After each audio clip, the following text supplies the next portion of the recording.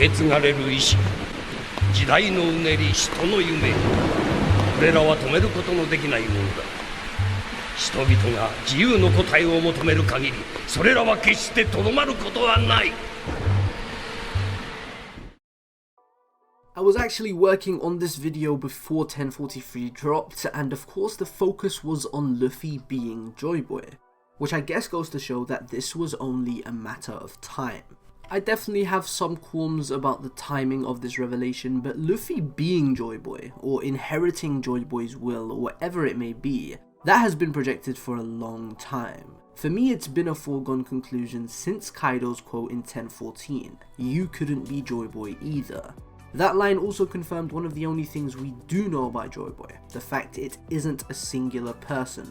King believing Kaido could have been Joy Boy further adds to this. It can't be a single entity, it's a title of some sort. We don't have any real specifics, and I expect we'll be waiting quite some time before Oda properly explores this and gives us a big exposition dump on Joy Boy, but that isn't necessary for now. We can still discuss this without that.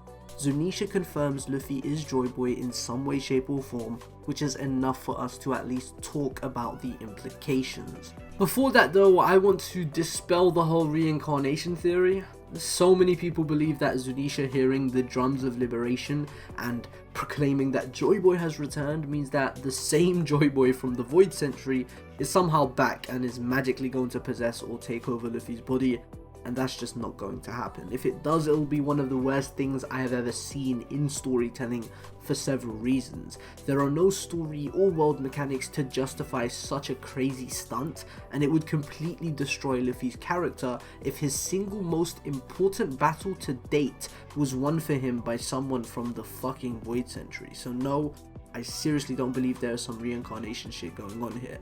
Joy Boy refers to a title, a figure in society, and when Shueisha says Joy Boy has returned, it means Luffy has activated or awakened some latent thing within him. Whatever the title of Joy Boy means, something happened within Luffy that reminds Shueisha of the Joy Boy who was their companion in the Void Century. And being his companion, Shueisha seems to have a ton of information on Joy Boy, so I expect to get more from them. For now though, what do we know about Joy Boy? The person, the title, the concept. When it comes to it, all we really know is that there was someone by that name 800 years ago who was a relevant figure during the Void Century. They broke a promise to Fishman Island and left an apology in the form of a poneglyph, and they left the One Piece on Laugh Tale. I hope we get some more information on Joy Boy soon, more so on the title and what it means for Luffy to be Joy Boy rather than the person themselves, because I do expect a big flashback on Joy Boy when we get to Laugh Tale. That big Void Century flashback, that is a necessity in this story, and that could very well be the best flashback by miles, so I can't wait for that. But in regards to Joy Boy and what that means for Luffy to be Joy Boy, I hope we get something on that really soon. Quick food for thought. Could there be multiple Joy Boys spanning over the history of One Piece's universe? The only Joy Boy we know of lived only 800 years ago, which isn't that long in comparison to the age of the world. The royal palace of Alubana was constructed around 4,000 years ago, confirming human civilization has been a thing for at least 4,000 years. So I wouldn't be surprised if there were multiple Joy Boys since the beginning of humanity. Let me know what you think about that in the comments below. Now, one thing I want to preface before you continue watching any more of this video is that I will not be talking about this panel here. This transformation or awakening, the gooey fluid on Luffy's head, I won't be discussing that in this video. Today's video will mainly focus on things we know, and at this point that panel is one of the most ambiguous and mysterious things Oda has ever drawn. Obviously we'll find out soon what's going on, but for now it's all gonna be speculative and we are here to talk facts. Now, one thing we are not going to do is pretend that this came from nowhere. The final line of the very first chapter is, "Luffy's great voyage of destiny has begun." There have been countless moments where destiny is touched upon. The mayor of Fuchsia Village, Whoopslap, yes, that's his name, Whoopslap. In chapter 96, he has this line about Luffy. There it is again, destiny. On Jaya in chapter 223 we have that scene with Doc Q of the Blackbeard Pirates and the apple. I understand it's a pretty insignificant scene in the grand scheme of the story, but Luffy's luck here, the fact that he chose the safe apple and wasn't poisoned to death, that fuels the idea that he is destined for something, destined to survive. He's lucky, he's blessed, I guess you could say. Dragon miraculously being on Loketown at the same time as Luffy when Smoker was this insurmountable obstacle, saving Luffy's life and allowing his journey to progress. We still haven't gotten confirmation that the lightning bolt was something Dragon caused, but either way, Luffy was very lucky to have survived here and continue on his voyage. In the fight against Crocodile, he is literally saved by a drop of water. How stupidly lucky is that? I could go on to mention all the fateful encounters from Ivankov to Jinbei to Law saving him, all the times where something happened that gave Luffy the advantage, but we'd be here all day. And I see complaints about this all the time, saying Luffy is overly lucky and has too much plot armor. And of course, executing these scenes to feel organic and work within the mechanics of the story is one thing, but aside from that, I really enjoy the fact that Luffy is lucky and things go his way.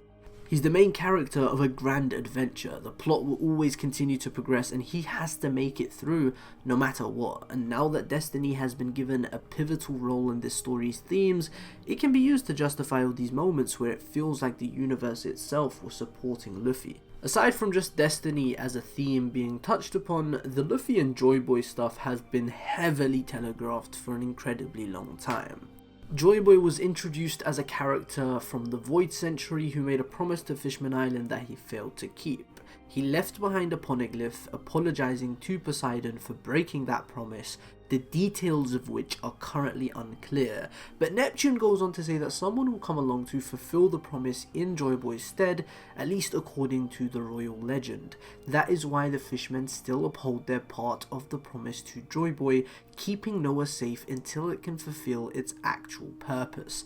Now to me it's very obvious what that promise is. Let's quickly break it down. The world government was founded 800 years ago after overthrowing the ancient kingdom during the Void Century, a 100-year gap erased from history by the current world government who runs the world. The fact they erased that century makes it seem as if they were the bad guys in that conflict, and Joy Boy, who was an important figure during this time, was most likely the leader of the ancient kingdom and in turn the good guy. It's definitely not that simple because I do strongly believe this war originated from some kind of internal conflict involving the Will of D. I'm not going to dive into why because that's a whole nother theory and besides the point right now. But the point is the current world government treat the fishmen absolutely terribly. There's been improvement in recent years thanks to Jinbei, but Fisher Tiger and Otohime flashbacks, which take place in the same arc by the way, they heavily explore the oppression of fishmen in the One Piece world. They are a minority that suffer tremendously due to their differences in nature. Humans fear them and antagonize them due to this fear. It is very cruel and some of the darkest and most mature storytelling in the series, and I love it. It's given me one of my very favorite moments in the entire manga where Jinbei shares his blood with Luffy and we get that astonishing speech. If the current world is governed by the same people who opposed Joy Boy 800 years ago, wouldn't it make sense if Joy Boy's promise was to take the fishmen to the surface? I mean, it's really obvious to me because of Noah, the massive arc. What could that huge boat possibly be used for, huh? Why else would it be a part of the promise? It makes too much sense, and oftentimes when something makes that much sense, it's because it has been set up to reach that conclusion. The promise couldn't be fulfilled because Joy Boy lost in the war against the 20 Kingdoms, so he left the poneglyphs containing the true history with the aid of the Kozuki clan, left the One Piece at Laugh Tale, believing that one day someone will come and succeed where he failed. Chapter 576 is ringing in my head right now. Whitebeard's words, the man Roger is waiting for is definitely not you, Teach. Just as there is someone who inherited Roger's will, someone will eventually do the same for Ace. You can sever bloodlines, but their flames will never be extinguished. It has been passed down like that since ancient times. Someone one day will arise who will challenge the world and shoulder centuries of history. Sengoku, you and the world government fear the great war that will come to this world one day. I'm not interested in the treasure, but when it's found, the whole world will be turned upside down. Someone will find it. That day will come. The way the pieces are all falling together is insane. The setup for this reveal in 1043 is ridiculous. Luffy is Joy Boy, the man Roger is waiting for, the man the previous Joy Boy from the Void Century is also waiting for, the one who will challenge the world, shouldering centuries of history, fighting for the cause of the ancient kingdom to topple the world government, the one who will come through on the promise to take the fishmen to the surface, which also makes me think of Madame Charlie's prophecy, because if they're going to the surface, perhaps the reason Luffy destroys Fishman Island is like a display of no going back, a statement that fishermen will be accepted on the surface for all days to come. That could be absolutely fantastic, but yeah, there are so many more moments scattered throughout One Piece that point towards this, that point towards Luffy being this destined chosen one, this man of prophecy who will change the world, the Joy Boy who will succeed where the previous Joy Boy failed. But what does this all mean for Luffy's character? A lot of people are very skeptical about this and worried that this could destroy Luffy's character, and I understand why. Luffy is the absolute embodiment of free will. He does what he wants to, he moves purely on instinct 99% of the time, and he is a major advocate for this sort of behaviour. He loves freedom, and he has this idealized concept of freedom in his mind that was shaped by his time spent with the red-haired pirates. He wants to be the Pirate King because the Pirate King is the freest man in the world, and that is what he craves, freedom. And that is why a lot of people are worried, because taking a character like this and then making them the chosen one, the hero that the world needs to destroy evil and bring peace and justice to the world, it gets very tricky, especially for a character like Luffy who does not care to be a hero. But I am actually over the moon with Oda finally bringing destiny into the cogs at play here, because this new cog could really transform the machine that is Luffy's character. I think when you have a character this dependent on free will and freedom of choice, destiny is kind of a natural byproduct, especially with a story like this where the person with free will is going to end up saving the world. Exploring how free will and destiny can coexist could be the next step for Luffy's character to really shine.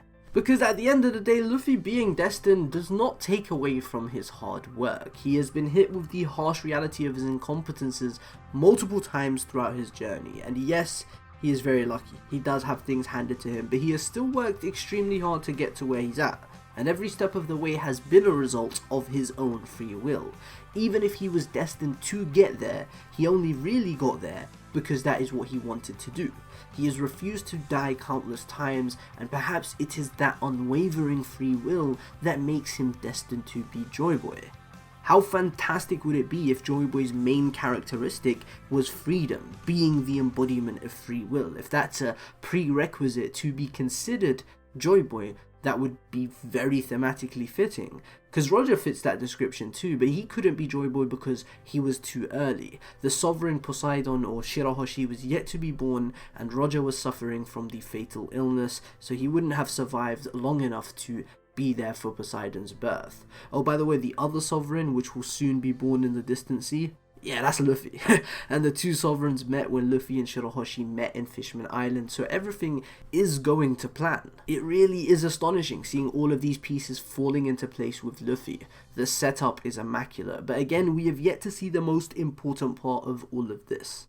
What does it do to Luffy? How does he process this information? Does he even find out he is Joy Boy and that he has been prophesied to do all of these things? We do not know yet, but what I will say is that I really do need him to know this. I need him to be given that news and to be presented with the information that he is Joy Boy, who is this legendary prophesied individual who must save the world and topple the world government. If Oda coasts through the rest of the series without addressing this within the story with Luffy in dialogue, then I'm going to be really disappointed, because that doesn't resolve anything in this thematic conflict. We need to see Luffy understand that everything he has always wanted for himself and worked to achieve could also be something he was predestined to achieve.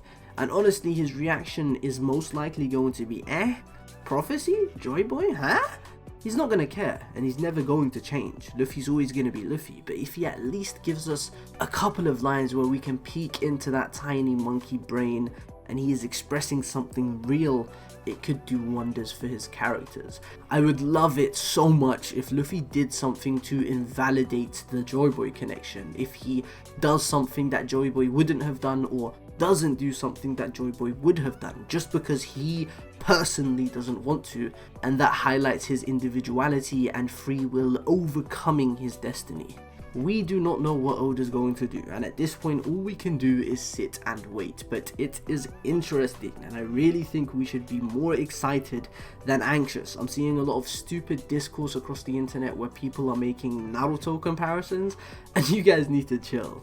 Firstly, Naruto's handling of destiny as a theme is fantastic. I probably need to make a video on that because it is terribly misrepresented. I know the war arc has its misses, it has fucking Kaguya, but Naruto and Sasuke being the children of prophecy, breaking the cycle of reincarnation, that is not one of those misses. And secondly, Oda has waited a very long time to draw the climax of Wano. He has said this in Jump Festa notes, and after the crazy Bink Sake connection, it's clear that he has had this in mind since at least Thriller Bark. I'm making a video where I explore the Bink Sake connection completely. Make sure you subscribe and turn on post notifications so you can watch that, because it's just mind-blowing. If what I have discovered is really a spoiler for the end of this arc, then we are in for a treat, especially Zoro fans. Yes, it's Zoro related, yes. The fact Oda's had this in mind for so long is really exciting, because he is probably really excited to be releasing this stuff. And we're finally seeing the stuff that he has been waiting all this time to show us. I know guys, there are so many more things to talk about in regards to 1043. I just can't fit it all into one video. I'm hopefully going to be making multiple videos over this break week. Like, did Luffy actually die? Was that a prerequisite to becoming Joy Boy? Kaido's line, death completes a person, does that have a double meaning, and that's why Kaido was trying to die so badly, because he wanted to become Joy Boy? What is the gooey substance on Luffy? Is this devil fruit awakening? The Gomu Gomu no's name was changed, right? Or was it? Was that the fruit that's name was changed? Well, it has some crazy importance. It was stolen from the world government itself. Could it be Sun God Nika, mythical Zoan? Bro, there is so much going on. There is so much going on, and you can expect me to cover all of that jazz on the channel. So make sure you like, make sure you subscribe, make sure you comment telling me what you want to see. Make sure you smash that bell and get those post notifications, and follow me on Twitch at twitch.tv/aofiji, because I'm streaming like crazy over there and having the time of my life. So join me. And also guys, let me know in the comment section how you feel about everything. How you feel about Destiny being in One Piece. Do you think it's misplaced, or do you like it? Do you like that Luffy is Joy Boy? Tell me anything. Tell me everything. I've been Fiji. Peace.